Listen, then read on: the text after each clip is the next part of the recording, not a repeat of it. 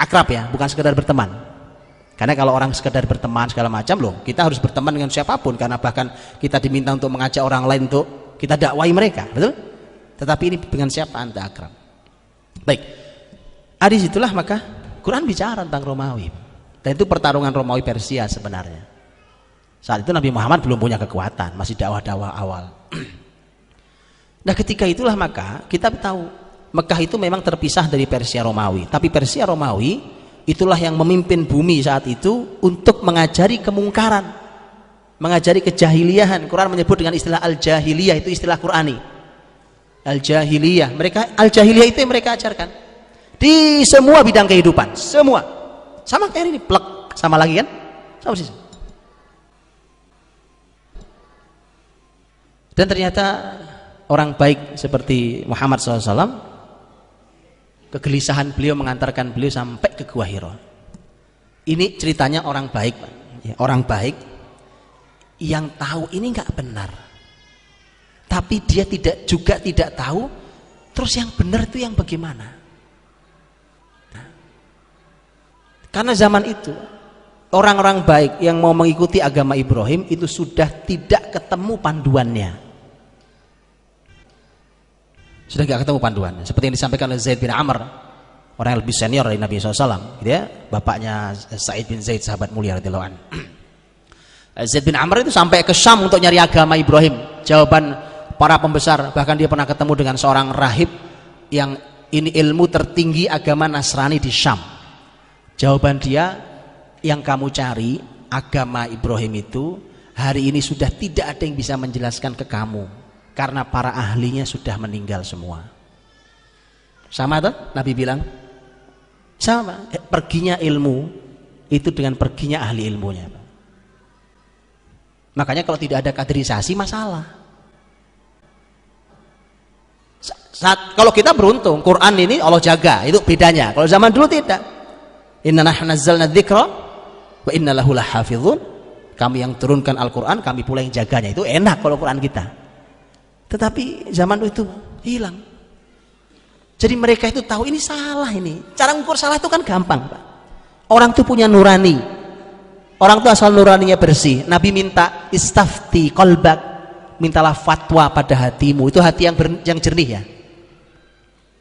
Hati itu mesti nolak, Pak. Nabi katakan al-ithmu al-kadhibu riba, dusta, bohong itu menimbulkan keraguan dalam hati. Orang bohong itu, Pak, itu orangnya sebenarnya ragu dalam hatinya. Begitu. Karena itulah maka tidak mudah buat orang-orang yang suka bohong itu menyimpan kebohongannya, nggak mudah, Pak.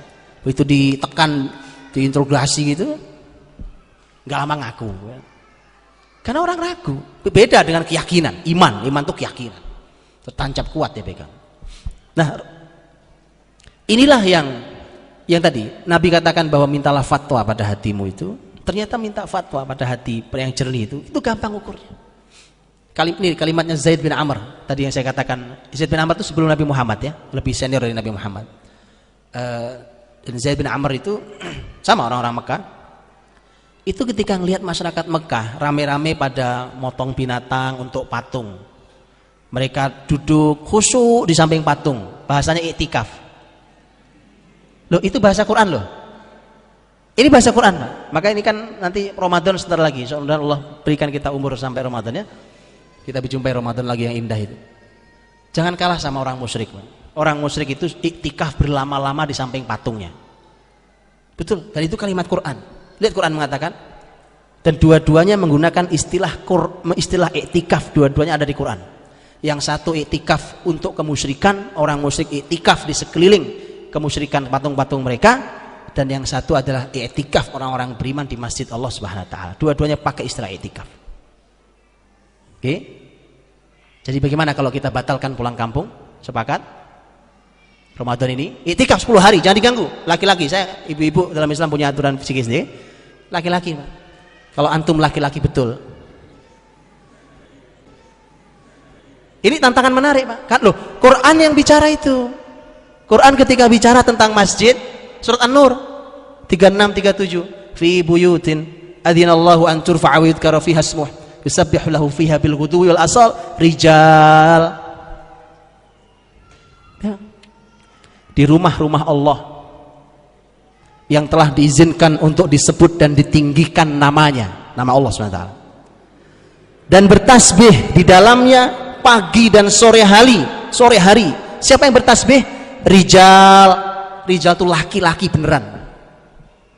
Jadi orang yang Masya Allah menjaga tasbihnya, menjaga ibadahnya di masjid, laki-laki betulan, Pak. Laki-laki beneran. Kalau iktikaf kan di masjid full 10 hari, Pak. Betul ya? Itu laki beneran. Sepakat ya? Yang hadir di sini Allah saksikan. Saya nanti minta persaksian di hadapan Allah SWT, di hadapan semuanya. Saya akan minta di hadapan Allah yang hadir di sini semua, akan saya minta persaksian di hadapan Allah SWT bahwa saya sudah sampaikan, ya Allah, mereka laki-laki atau bukan saya nggak tahu. Kalau laki-laki mereka 10 hari iktikaf tidak akan diganggu oleh apapun di masjid Allah SWT, nggak keluar. Hei, itu laki-laki betulan. Wa antum aakifuna fil masajid, surat Al-Baqarah, dan kalian iktikaf di masjid-masjid Allah SWT. Jadi teman-teman rahmati Allah,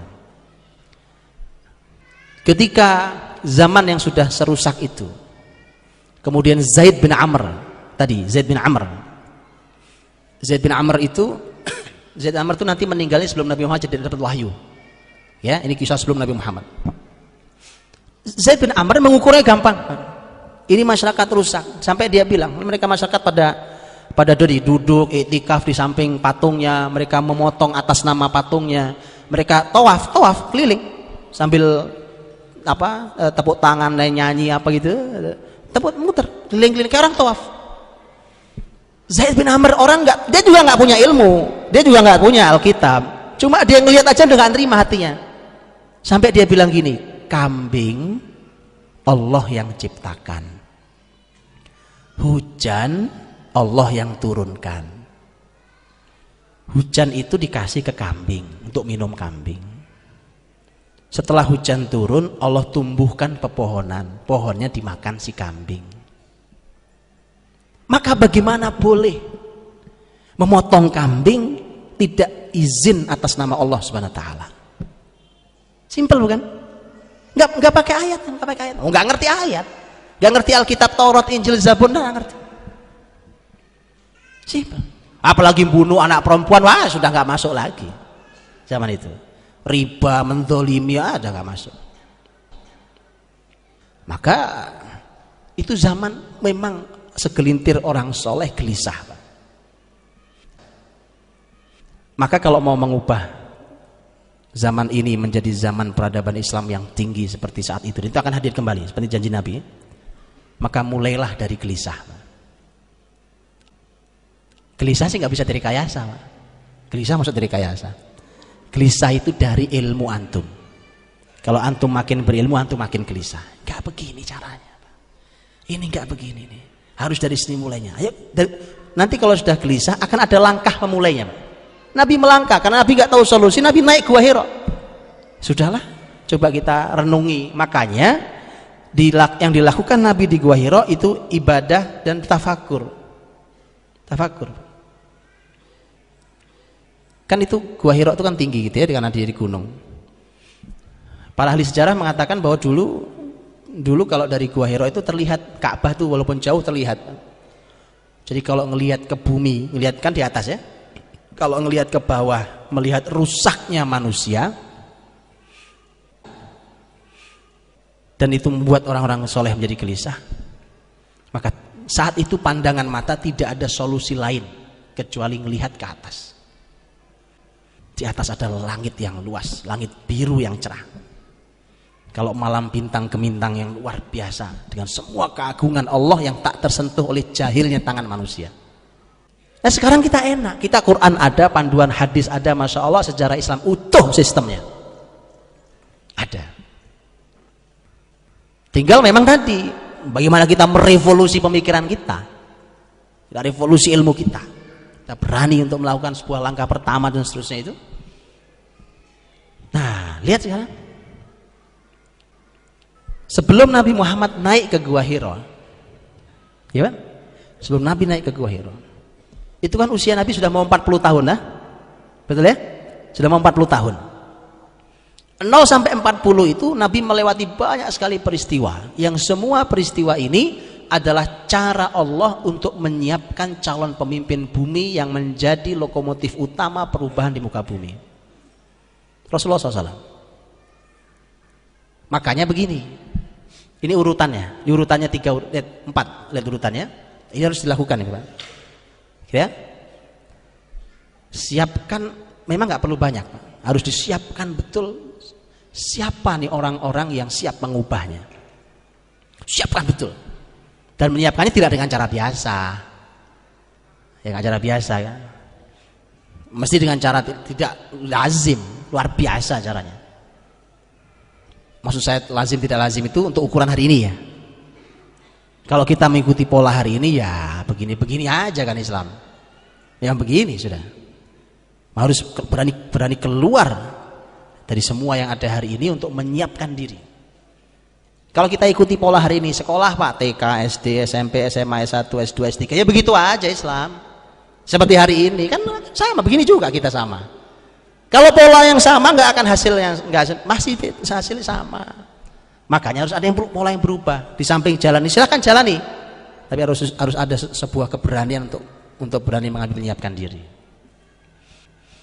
Jadi menyiapkan siapa orangnya. Dan itu nggak perlu banyak teman-teman, nggak perlu banyak. Oh, ini udah banyak banget ini. Ini masya Allah ini. Kalau Bandung nggak baik, karena Bandung rugi. Lihat penuh tempatnya masya Allah, barakallah. Sampai belakang sampai di luar. Ini mah sudah masya Allah banyaknya. Anda tahu untuk membuka Madinah Yathrib yang diubah nama menjadi Madinah Nabawiyah itu perlu 6 orang. 6 orang Pak. Anda tahu mengawali Mekah berapa orang? Nabi dakwah pertama Mekah siapa? Cuma Nabi, istrinya Khadijah kan, sama anak-anaknya kan, betul kan? Ditambah sahabat baik beliau, teman baik beliau Abu Bakar radhiyallahu anhu. Ya, ada putra angkat beliau Zaid bin Harithah, betul? Ada ponakan sepupu beliau yang dididik di rumah beliau Ali bin Abi Thalib. Berapa? Hampir sama jumlahnya, Pak. Tapi memang kualitas mereka. Itu masalahnya. Saya nggak perlu banyak untuk Bandung. Oke? Saya pernah berikan tantangan di Bandung ini sebenarnya. Tapi nggak ada yang menyambut. Saya nggak perlu banyak, betulan. Tidak perlu banyak. Tapi dia hanya perlu waktu yang sabar untuk membangun itu. Karena Nabi SAW mengajari kita itu. Allah hanya perlu siapkan satu nabinya di awal. Betul? Nah ini satu nabinya. Begitu Nabi naik ke Gua Hira, Allah kasih apa? Allah kasih alat, Allah kasih teknologi, Allah kasih tim, Allah kasih malaikat, atau Allah kasih apa? Yang Allah berikan ke nabinya adalah panduannya, Al-Quran. Jadi panduannya. Kita punya 2 panduan, ada Quran kita, ada hadis kita. Ini ada orangnya. Begitu Nabi turun dari Gua Hira dan beliau tahu bahwa beliau Nabi, apa yang beliau lakukan? Nabi mendakwai orang-orang, betul? Dapat tim. Nah itu 3. Yang tadi saya bilang nggak perlu banyak tim itu. Di awal nggak perlu banyak. Oh kalau banyak itu rapat aja makin susah Pak. Rapat 10 orang, enak kan rapat sama 10 orang daripada 50 orang, betul kan?